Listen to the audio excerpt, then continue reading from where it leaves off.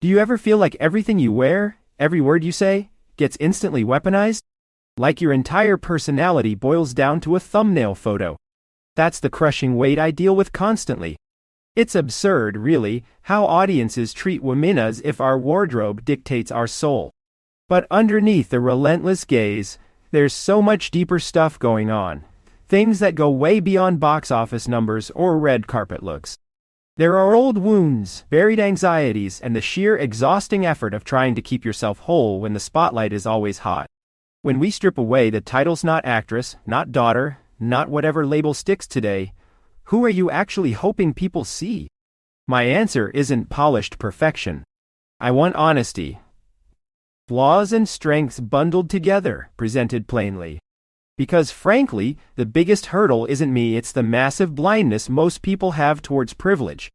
They don't grasp the actual advantage of where you come from, and sometimes that leads to unfair judgments about why certain doors open for you. And yes, carrying the weight of knowing those chances aren't equally accessible creates this strange kind of hyper-awareness, almost a guilty acknowledgement of opportunity itself. I used to get stuck obsessing over negatives, convinced everyone hated my work even when it succeeded commercially. You know how humans love rewriting history, turning yesterday into some perfect golden age? Well, dwelling too hard on mistakes becomes a trap, feeding those same limiting stories inside your head.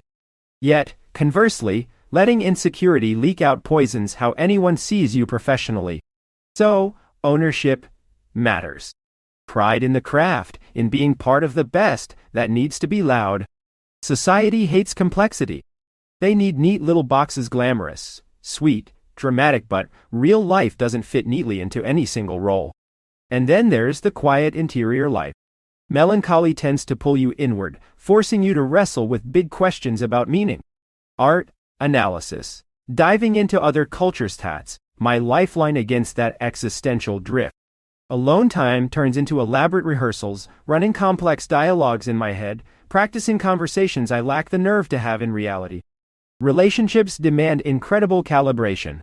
Watching immense acts of selfless giving around me taught me caution, teaching me to build walls to protect myself, to curate fiercely who stays close.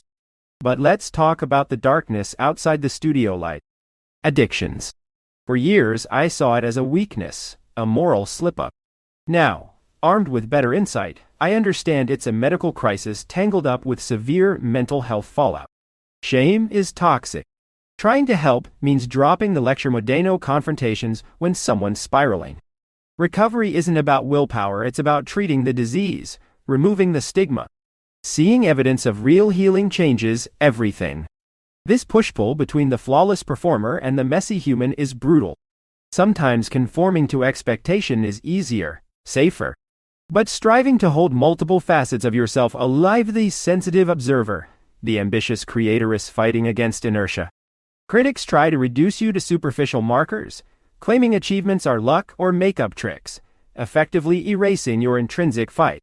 What truly anchors me, ultimately, is finding that safe harbor. Not just peace, but a place where I am allowed to regress safely, to be vulnerable without instant condemnation. Real intimacy lets you drop the armor and show the raw blueprint of who you are.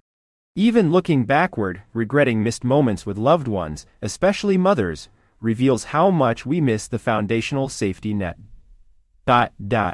We live in an era where fabrication runs wild. Deepfakes, manufactured realities, the idea that someone's image can be stolen and repurposed for pure commerce, totally divorced from consent, is terrifying. Asserting boundaries on set is supposed to be routine, but doing it kindly, respectfully, while still protecting your autonomy. That takes monumental energy.